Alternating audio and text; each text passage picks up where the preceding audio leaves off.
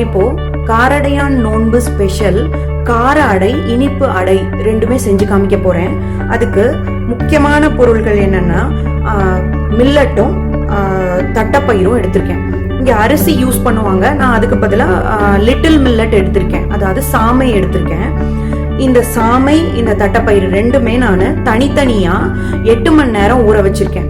8 மணி நேரம் ஊற வச்சு இதை வந்து முளைக்கட்டி வச்சிருக்கேன். பாத்தீங்கன்னா இது நல்லா முளை வந்திருக்கு. தண்ணியை இருத்துட்டு மறுபடியும் 8 மணி நேரம் வச்சேன், அது வந்து நல்ல முளை வந்திருக்கு.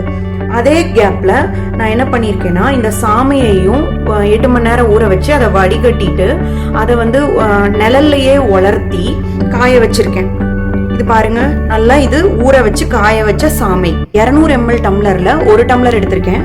அதே 200 ml கப்ல வந்து இந்த தட்டப்பயிறு காராமணி வந்து 1/2 டம்ளர் எடுத்திருக்கேன். இப்போ நம்ம இந்த சாமைய வந்து நம்ம ரவை பதத்துக்கு மிக்சியில அரைச்சி எடுத்துட்டு வந்துடலாம். இப்ப பாத்தீங்கன்னா இது ரவை பதத்துக்கு அரைச்சிட்டு வந்துட்டேன். ஜார்ல விட்டு பல்ஸ் மோடு இருக்கு இல்லையா, அதுல வந்து ஒரு 5-6 பல்ஸ் விட்டுட்டு நம்மளே பார்த்தோம்னா இங்க பாருங்க ரவை மாதிரி இருக்கு. இந்த பதத்துக்கு நம்ம வந்து அரைச்சிடணும். இப்போ இத வந்து நம்ம வறுக்கலாம், அதாவது கை பொறுக்கிற சூடு வரைக்கும் வறுக்கணும். இல்லைன்னா இத வந்து நம்ம இப்படி கோலம் போடுவோம்ல, அந்த மாதிரி கோலம் போடுற மாதிரி இப்படி போட்டா நல்லா ஈஸியா அந்த கோலம் மாவு மாதிரி வரணும். அடுப்பை வந்து ரொம்ப வேகமா வைக்க கூடாது, கொஞ்சம் மீடியம்க்கும் கொஞ்சம் கம்மியா தான் இருக்கணும், இல்லைன்னா கருகிரும். கை விடாம கிளறி விட்டுட்டே இருக்கணும். கை பொறுக்கிற சூடு வந்துருச்சு, போதும். இப்ப எடுத்து கோலம் மாதிரி போட்டு பார்த்தா பாருங்க வருது. வந்து மில்லட் வந்து ஆறுறதுக்குள்ள இந்த காராமணி இருக்கு இல்லையா, அதை வந்து நம்ம வேக வச்சுக்கலாம். இப்ப நான் கொஞ்சமா தண்ணி விட்டுட்டு ஒரு பயிருக்கு தேவையான உப்பு மட்டும், எல்லாத்துலயும் மஞ்சத்தூள் போடணும், இப்படி கிளறி விட்டுறலாம். உப்பு எல்லா பக்கம் மிக்ஸ் ஆகட்டும். தண்ணி கொதிச்சோடனே அடுப்பை சிம்ல வச்சுட்டு இதை மூடிடலாம். அப்பப்ப எடுத்து திறந்து பாத்துக்கலாம், ஏன்னா நம்ம வந்து கொஞ்சமா தான் தண்ணி ஊத்திருக்கோம். இது பாத்தீங்கன்னா தண்ணி எல்லாம் சுண்டிருச்சு. நான் ஒன்னு எடுத்து சாப்பிட்டு பார்த்தேன், கரெக்டா தான் இருக்கு. ஆஃப் பண்ணிடலாம். இது இந்த சூட்லயே கரெக்டா இருக்கும். ரவை பதத்துக்கு நம்ம அரைச்சோம் இல்லையா, அது வந்து எனக்கு இந்த டம்ளர்ல 2 டம்ளர் கிடைச்சிச்சு. அதுல 1 டம்ளர் காரத்துக்கும் 1 டம்ளர் இனிப்புக்கும் நான் எடுத்து வச்சிருக்கேன்.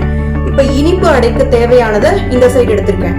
அது என்னன்னா இந்த 1 டம்ளர் ரவை எடுத்து வச்சிருக்கேன்னா அந்த சாமையை வந்து 1 டம்ளர், 1 பிஞ்ச் இனிப்பு செஞ்சோம்னா எப்பவுமே நம்ம வந்து 1 பிஞ்ச் உப்பு போடுவோம். இப்போ 1 பிஞ்ச் உப்பு, 2 ஏலக்காய் பருப்பை வந்து நான் பொடி பண்ணி வச்சிருக்கேன். அந்த தோல் எடுத்துட்டு பருப்பை மட்டும் பொடி பண்ணி வச்சிருக்கேன். 2 டேபிள் ஸ்பூன் தேங்காய் வந்து திருவி வச்சிருக்கேன். அப்போ இந்த டம்ளர்ல தானே நம்ம வந்து 1 டம்ளர் அந்த அரிசி எடுத்திருக்கோம் மில்லட், அதனால அந்த டம்ளர்ல 3/4 டம்ளர் எடுத்திருக்கேன். எங்களுக்கு 3/4 டம்ளர் போதும். வேணும்னா ஒரு சிலருக்கு இனிப்பு அதிகமா வேணும்னா 1 டம்ளர் யூஸ் பண்ணிக்கலாம், 1க்கு 1 யூஸ் பண்ணலாம். அடுத்தது நம்ம நெய் வந்து 1 டேபிள் ஸ்பூன் இருந்தா போதும். இது வந்து இனிப்பு அடைக்கு. அடுத்தது கார அடைக்கு என்னன்னா, 1 டம்ளர் எடுத்திருக்கோமா, அதே 1 டம்ளர் நான் தட்டப்பயிறு வேக வச்சது. இது வேணும்னா நம்ம கம்மி பண்ணிக்கலாம், எனக்கு ஜாஸ்தியா வேணும்னு நான் 1 டம்ளர் வச்சிருக்கேன். அடுத்தது இது வந்து 4 டேபிள் ஸ்பூன் தேங்காய் திருவி வச்சிருக்கேன். ஒரு 3/4 டேபிள் ஸ்பூன் இஞ்சி மட்டும் தட்டி வச்சிருக்கேன். அடுத்தது 1/4 டீஸ்பூன் பெருங்காயத்தூள். வெங்காயம் வந்து ஒரு பெரிய வெங்காயம் போட்டிருக்கேன், சின்னதா சாப் பண்ணி. அடுத்து ஒரே ஒரு பச்சை மிளகா, காரம் வேணும்னா நம்ம அதிகப்படுத்திக்கலாம்.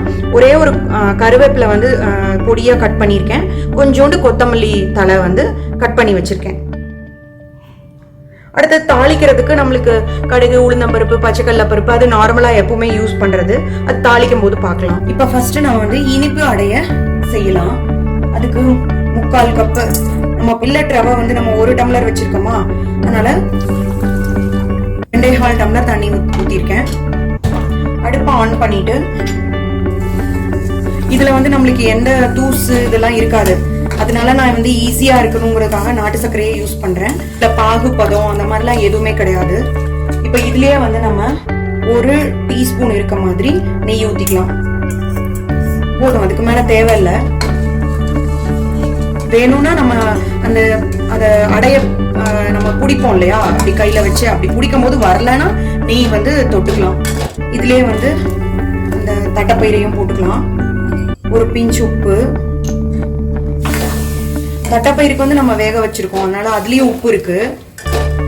இதுலயே நம்ம ஏலக்காய் பொடியும் சேர்த்துக்கலாம். இப்ப அடுப்பு நான் வேகமா தான் வச்சிருக்கேன். நல்லா கொதி வந்ததுக்கு அப்புறம் நம்ம தேங்காவை போடலாம். இப்ப கொதிக்க ஆரம்பிச்சிருச்சு, தேங்காவையும் போட்டுடலாம். கட் பண்ண தேங்காவும் போடலாம், அது குழந்தைங்கலாம் எடுத்து வைப்பாங்க இல்லையா, அதனால நான் திருவுணதையாவே போட்டுட்டேன். கொதிக்க ஆரம்பிச்சிருச்சு நல்லா. இது கொதிக்க ஆரம்பிச்ச உடனே அடுப்பை சிம்ல வச்சுட்டு நம்ம ஒயிட் ரவைக்கு போடுவோம் இல்லையா, அது மாதிரி கொஞ்சம் கொஞ்சமா அப்படி போட்டு கிளறி விடலாம். ஒரேடியா கொட்டிட வேணாம். இதுக்கு வந்து நல்லா அடிகனமான பாத்திரமா வச்சுக்கோங்க, இல்லைன்னா அடி பிடிச்சிரும். அதான்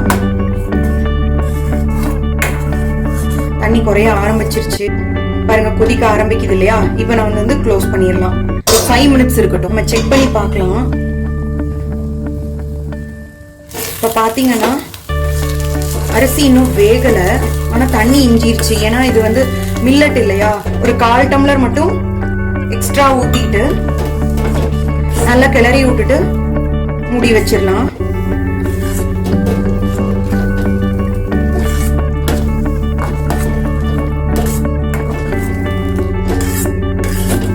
பாருங்க, அந்த தண்ணியே மறுபடியும் இழுத்துருச்சு.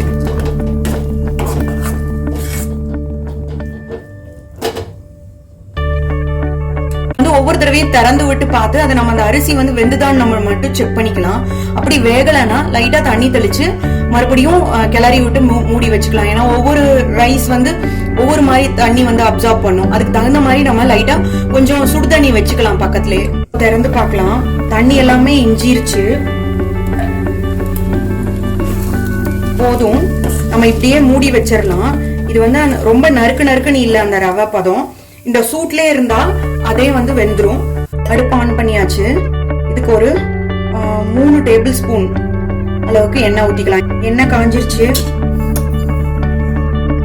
ஒரு 1/4 டீஸ்பூன் கடுகு போட்டுக்கலாம். 1 டீஸ்பூன் கடலைப்பருப்பு, 1 டீஸ்பூன் உளுந்தம்பருப்பு. கடுகு பொரிஞ்சிருச்சு. இதெல்லாம் கொஞ்சம் ரொம்ப கருக விட்டுற வேணாம். உளுந்தம்பருப்பு எல்லாம் கொஞ்சம் லைட்டா ப்ரௌன் கலர்ல வந்துருச்சு. அதுக்கப்புறம் நம்ம வச்சிருக்கோம் இல்லையா பச்சை மிளகா, கருவேப்பிலை, வெங்காயம், கொத்தமல்லி தழை, இது எல்லாத்தையுமே போட்டுடலாம். கூட இஞ்சியும் போட்டுக்கலாம். இஞ்சி வந்து தூள் தூளாவும் கட் பண்ணி வச்சுக்கலாம். இது கூட இந்த பயிரையும் போட்டுடலாம், பட்டைப்பயிறு. அடுத்து இதுலயே பெருங்காயம் போட்டுடலாம், ஏன்னா பெருங்காயம் போட மறக்க கூடாது. இதுல தேங்காயும் போட்டுக்கலாம். கொஞ்சம் அந்த பச்சை இது போற வரைக்கும் தேங்காய் வணக்கிக்கலாம். இது தேங்காய் ஓரளவுக்கு வணங்கியாச்சு. இனிமே வந்து நம்ம தண்ணி ஊற்றலாம். இதுக்கு வந்து நம்ம இனிப்புக்கே வந்து 2.25 ஊற்றணும். அதுக்கப்புறம் மறுபடியும் 1/4 டம்ளர், அதுக்கப்புறம் கொஞ்சம் அதிகமா வந்துச்சு, அதனால ஒரு 2.25 வந்து இது. இப்போ இதுக்கு வந்து 3 டம்ளர் அளவுக்கு ஊற்றலாம். நம்ம எதுக்கும் கொஞ்சம் தண்ணி பக்கத்துல வச்சிடலாம். ஏன்னா அரிசினா, பச்சரிசினா நம்மளுக்கு வந்து தண்ணி வந்து இப்ப 1 டம்ளருக்கு 2 டம்ளர் தான் தேவைப்படும், 2.25 தான். இது வந்து எப்பவுமே வந்து 1 டம்ளருக்கு 3 to 4 மடங்கு கூட தேவைப்படும் அரிசிக்கு. இது வந்து ரவையா உடைச்சிருக்கோம் இல்லையா, அதனால நம்ம கொஞ்சம் தண்ணி என்னென்ன அரிசி எந்த மாதிரி அப்சார்ப் பண்ணணும்னு நம்ம சொல்ல முடியாது. இப்ப அடுப்ப கொஞ்சம் வேகமா வச்சிருக்கேன். இப்போ இந்த இதுக்கு தேவையான உப்பை மட்டும் போடலாம். இப்ப ஏன்னா அந்த அரிசிக்கு நம்மளுக்கு வந்து உப்பு இன்னும் போடல, அதுக்கு கல் உப்பு தான் போடுறேன். தண்ணி கொதிச்சோடனே உப்பு இருக்கான்னு செக் பண்ணிட்டு அதுக்கப்புறம் அந்த அரிசியை கொட்டணும். இப்ப தண்ணி கொதிக்குது, நம்ம உப்பு இருக்கான்னு கொஞ்சம் செக் பண்ணி பாத்துடலாம். உப்பு கொஞ்சம் சுருக்குனே இருக்கு. அப்ப இந்த அரிசியை போட்டோம்னாலும் இதுக்கும் அதுக்கும் சரியா இருக்கும். தண்ணி கொதிக்குது இல்லையா, அப்படியே கிளறி விட்டுட்டே போடுங்க. அடுப்ப சிம்ல வச்சிருங்க. தட்டி பிடிச்சிடாம பாத்துக்கோங்க. இதுக்கும் அடிகனமான பாத்திரமா இருக்கணும். பாருங்க, தண்ணி எல்லாம் இஞ்சிருச்சு. இப்ப நம்ம அதை க்ளோஸ் பண்ணிடலாம். ஒரு 5 மினிட்ஸ் கழிச்சு பார்க்கலாம். இப்போ 5 மினிட்ஸ் ஆயிடுச்சு. ஒரு தடவை செக் பண்ணி பார்க்கலாம். எதுவும் அடி பிடிக்கல. ஆனா இன்னும் அரிசி வந்து தெரியுது. இன்னொரு 5 மினிட்ஸ் இருக்கட்டும். இப்போ இதை ஓபன் பண்ணி பார்க்கலாம். அடுத்த 5 மினிட்ஸ் ஆயிடுச்சு. நல்லா இஞ்சிருச்சு. வெந்துருச்சான்னு பார்க்கலாம். இது போதும். மூடிடலாம். மூடிட்டு அடுப்பை ஆஃப் பண்ணிட்டேன். இன்னும் ஒரு 10 மினிட்ஸ் இப்படியே இருக்கட்டும். அந்த சூட்லயே அது நல்லா வெந்துரும். அப்புறமா அதை ஓபன் பண்ணி ஆற வைக்கணும். இப்போ கார அடைக்கும் இனிப்பு அடைக்கும் அந்த மாவு வந்து ரெடி ஆயிடுச்சு. இனி வந்து இதை நம்ம வந்து அத இந்த மாதிரி உருட்டி இந்த மாதிரி ஷேப் பண்ணிட்டு இடையில இப்படி குழியாட்ட லைட்டா பண்ணி வச்சுக்கலாம். இது எதுக்கு இந்த குழியாட்ட அப்படின்னா, அதுலதான் வந்து சாமி கும்பிடும் போது வெண்ணெய் வச்சு சாமி கும்பிடுவாங்க. அதுக்காக சில பேர் ஓட்டையும் போட்டிருப்பாங்க. நான் குழியாட்ட மட்டும் வச்சிருக்கேன். இந்த மாதிரி உருட்டி இப்படி லைட்டா தட்டிட்டு இடையில ஒரு குழி. இது ரவை பதத்துக்கு இருக்கிறனால ரொம்ப வந்து அமுக்க கூடாது. ஏன்னா வெங்காயம் அதெல்லாம் இருக்கு, அதெல்லாம் உதிர்ந்துரும். நல்லா ஆறிடணும். அப்பதான் நம்மளால வந்து அந்த மாதிரி உருட்ட முடியும். ரொம்ப அமுக்கணும்னா அது வீர் விட்டுரும். அதனால வீர் விடாத மாதிரி பார்த்துக்கோங்க. இது பார்த்தீங்கன்னா உடஞ்சிருச்சு. ஏன்னா அந்த இடத்துல கொஞ்சம் வெங்காயம் இருக்கு. அதனால அதை கொஞ்சம் ஷேப் பண்ணிக்கோங்க. ரொம்ப கொலன்னு ஆயிடுச்சுனாலும் நம்மளால இப்படி பிடிக்க முடியாது. அதனால கணக்கான பதத்துக்கு இது தண்ணி ஊற்றணும். இப்போ பார்த்தீங்கன்னா இந்த காரத்துக்கு வந்து நான் 3 மடங்கு தண்ணி ஊற்றிருக்கேன். இந்த இனிப்புக்கு வந்து 1க்கு 2.25 தண்ணி ஊற்றிருக்கேன். அதே மாதிரி உருண்டை உருட்டிட்டு நடுவில் குழி வச்சு வைக்கலாம். பாருங்க, இனிப்பு அடையும் பிடிச்சி வச்சாச்சு. இனி வந்து இட்லி சட்டியில வேக வைக்கணும். அடுப்பு ஆன் பண்ணியாச்சு. அந்த பிளேட்டை வந்து லைட்டா கிரீஸ் பண்ணிக்கலாம் ஆயில்ல. ஃபர்ஸ்ட் காரம் தனியா இனிப்பு தனியா வச்சுக்கலாம். எது கூடயும் டச் ஆகக்கூடாது. வச்சாச்சு. இதை க்ளோஸ் பண்ணிட்டு தண்ணி சூடாயிடுச்சு. இதை க்ளோஸ் பண்ணிட்டு ஒரு 6 மினிட்ஸ் இருந்தா போதும். ஏன்னா இது முன்னாடியே வெந்துருச்சு. இப்போ 6 மினிட்ஸ் ஆயிடுச்சு. ஆஃப் பண்ணிடலாம்.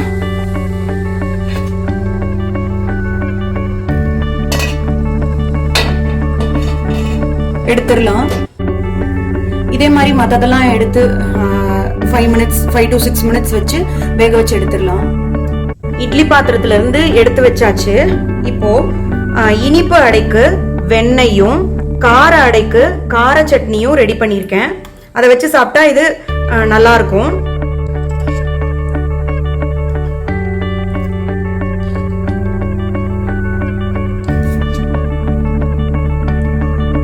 இது நம்ம காரடையான் நோன்பு அன்னைக்கு தான் செய்யணும்னு இல்லை.